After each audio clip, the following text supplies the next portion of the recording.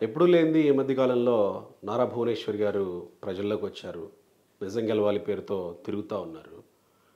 తర్వాత ఆమె నారా బ్రహ్మణి గారు కూడా కొవ్వొత్తుల ర్యాలీ వాటిలో వచ్చి మాట్లాడిన తీరు ప్రజలందరినీ ఆకట్టుకుంది. ఇది నిర్వివాదం, లేకపోతే వేరే సస్పిషన్లు ఏం లేవు ఇందులో ఎవరు మాట్లాడినా.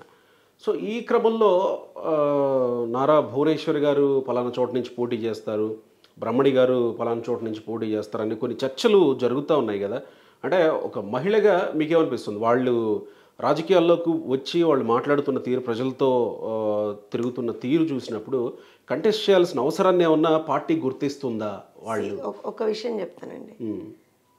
మీరు ఒక మహిళగా అడిగితే నేను ఖచ్చితంగా విమెన్ లీడర్షిప్ అనేటువంటిది హైయెస్ట్గా ఉండాలని చెప్పి కోరుకునే దానిలో నేను మొదటి దాన్ని అవుతాను. అందులో డౌట్ లేదు. కానీ ఏం జరుగుతుంది అని అంటే, ఇప్పుడు వాళ్ళు వచ్చినటువంటి సర్కమ్స్టాన్సెస్, ఇప్పుడు బ్రాహ్మణి గారు మాట్లాడినా, భువనమ్మ మాట్లాడినా, వాళ్ళు ఏ సర్కమ్స్టాన్సెస్లో మాట్లాడారు? ఇప్పుడు తెలుగుదేశం పార్టీ అనేటువంటిది ఒక కుటుంబం అండి మాకు. ఇప్పుడు ఎవరైనా సరే, ఇప్పుడు నేను మీతో మాట్లాడుతూ కూడా భువనమ్మనే అంటాను. సమ్ పీపుల్ ఆశ్చర్యంగా చూస్తారేమో, కానీ that is the kind of emotional attachment that we have got inside the party. So ఇవాళ మా కుటుంబ పెద్దకు ఒక ఆపత్తు వాటిల్లినప్పుడు, ఒక కష్టం ఒక కుటుంబంగా మేము ఎదుర్కొన్నప్పుడు, కుటుంబం యావత్తు గ్రౌండ్లోకి దిగాం. మేము యావత్తు కార్యకర్త దగ్గర నుంచి నాయకుడి వరకు, నాయకుడి కుటుంబం వరకు అందరం గ్రౌండ్లోనే ఉన్నాం. ఎందుకనంటే మా నాయకుడి మీద జరిగినటువంటి దాడి నేపథ్యం కావచ్చు, లేకపోతే మా కుటుంబం మీద జరిగినటువంటి దాడి నేపథ్యం కావచ్చు. సో అలాంటి పరిస్థితుల్లో ఒక కుటుంబంగా మేము దాన్ని ఎదుర్కొన్నాం. ఇవాళ కూడా భువనమ్మ ఎందుకు బయటకు వచ్చారు, ఎందుకు నిజం గెలవాలి అనేటువంటి ఒక దీంతో వెళ్తున్నారు అంటే, ఒక ఆపత్తు వాటిల్లింది, కొంతమందిని మేము కోల్పోయాం. సో వాళ్ళకి అండగా నిలవాల్సినటువంటి బాధ్యత ఉంటుంది.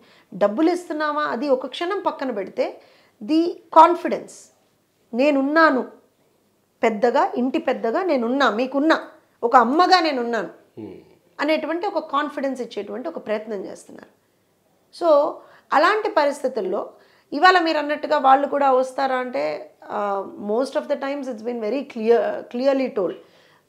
అటు భువనమ్మ గారు కావచ్చు, ఇటు బ్రాహ్మణి గారు కావచ్చు, వాళ్ళు ఏ రోజున కూడా పొలిటికల్ ఇన్క్లినేషన్ ఉన్నటువంటి వ్యక్తులు కాదండి. వాళ్ళు they are entrepreneurs. I think one of the most successful. వాళ్ళు ప్రజల్లోకి రానంత వరకు ఇదే చర్చ, వచ్చిన తర్వాత చర్చ మారింది కదా. దాని గురించి నేను ఏమంటున్నానంటే, వాళ్ళు మోస్ట్ సక్సెస్ఫుల్ ఉమెన్ ఆంటర్‌ప్రెన్యూర్స్ వాళ్ళు. సో వాళ్ళు ఇవాళ రోజున నిజంగా వాళ్ళు రావాలి అనుకుంటే నథింగ్ లైక్ దాట్, అండ్ నిజంగా వాళ్ళు రావాలి అనుకుంటే నథింగ్ కెన్ స్టాప్ దెమ్. కానీ వాళ్ళకు ఉన్నటువంటి ప్రిఫరెన్సెస్ అండ్ ఇవి ఎప్పుడు అంటే, as far as we have seen, both of them are non political. Political అంటాను చూసారా, వాళ్ళు అలాంటి ఆలోచనలు వాళ్ళకు ఉన్నట్టయితే నాకు అనిపించలేదు. కానీ మీరు నన్ను అడిగితే ఖచ్చితంగా విమెన్ లీడర్షిప్ అయితే మాత్రం డెఫినెట్ గా అంతే కదండి. ఖచ్చితంగా ఇప్పుడు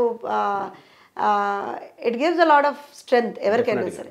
కాకపోతే వాళ్ళు they are more concentrating on the business and more concentrating on ఇప్పుడు ఎన్టీఆర్ ట్రస్ట్ ఉంది. ఐ థింక్ ఏ ట్రస్ట్ చేయనటువంటి ఒక బ్రహ్మాండమైనటువంటి ఫిలాంథ్రఫిక్ వర్క్ అనేటువంటిది ఎన్టీఆర్ ట్రస్ట్ చేస్తుంది. So it is not easy అండి. Who manages it? Bhuvaneswaramma manage చేస్తారు దాన్ని. సో ఇలా డైరెక్ట్ పాలిటిక్స్లోకి రాకపోయినా సరే, ఎంత సర్వీస్ సొసైటీకి చెయ్యాలో, ఎంత సర్వీస్ మన పార్టీ క్యాడర్ కావచ్చు, ఎవరికైనా సరే చెయ్యాలి అనేటువంటిది వాళ్ళు చాలా క్లియర్గా చూపిస్తున్నారు, ఓపెన్గా చేస్తున్నారు వాళ్ళు. ఇప్పుడు బ్రాహ్మణి గారు కూడా she is a very successful entrepreneur, and I think nobody can beat her in business అండి.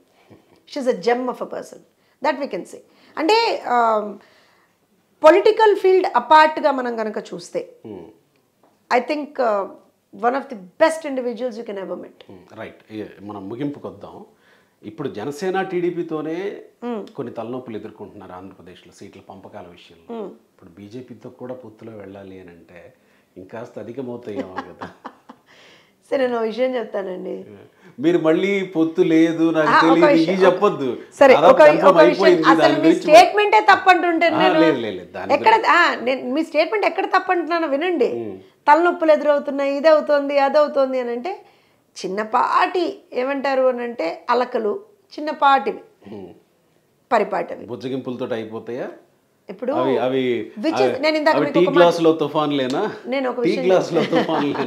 నేను ఒక విషయం చెప్తాను. అటు జనసేన అయినా, ఇటు తెలుగుదేశం అయినా, రేపు పొద్దున మీరు అనుకున్నట్టు పోనీ బీజేపీ అయినా సరే, మా అల్టీరియర్ మోటివ్ ఏంటండి? నిజంగా కూడా మీరు అన్నట్టుగా పదవుల్లోకి రావాలనుకో, అధికారంలోకి రావాలి అని అనేటువంటి ఒకటే అల్టీరియర్ మోటివ్ అయితే అందరూ ఇండిపెండెంట్గా వెళ్ళిపోయి నువ్వు నీ దమ్మెంతో నువ్వు తెలుసుకో, నా దమ్మెంతో నేను తెలుసుకుంటే ఇట్లా there would be a different scenario all together. కానీ మేము ఇవాళ రోజున పొత్తులోకి వచ్చేదే రాష్ట్ర ప్రయోజనాలను కాపాడడం కోసం. ఖచ్చితంగా అందులో అప్స్ అండ్ డౌన్స్ ఉంటాయి, త్యాగాలు ఉంటాయి, మంచి జరుగుతుంది, కొంతపాటి చెడు జరిగినట్టు కనిపిస్తుంది. బట్ అల్టీరియర్గా ఏం కనపడుతుందంటే ప్రజలకు మంచి జరుగుతుంది. అందుకే నేను అన్నాను, మీరు అన్నారు చూసారా బుజ్జగింపులు కూడా అయిపోతాయా అంటే అంతే కదా. ఎందుకనంటే ఇప్పుడు నేనే అలిగాను అనుకోండి, వెంటనే ఒక ఆలోచన నాకేమొస్తుంది, ఇక్కడ జోత్స్ని ఇంపార్టెంట్ కాదు, ప్రజలు ఇంపార్టెంట్. ఎందుకంటే మన ulterior motto is people. So డెఫినెట్గా చిన్న చిన్న డిస్టర్బెన్సెస్ వస్తాయి, రావు అని మనం అనలేము. Because we are dealing with human beings, మనుషులతో డీల్ చేస్తున్నాం కదా మనం. ఖచ్చితంగా చిన్న చిన్న కోపాలు, చిన్న చిన్న అలకలు ఇవన్నీ కామన్. కానీ will overcome that because for the larger picture, that is the state development కావచ్చు, ప్రజల మంచి కావచ్చు, వీటన్నిటి కోసం మాత్రం we are all coming together for a purpose. Right అండి. Thank you very much Jyotsna గారు.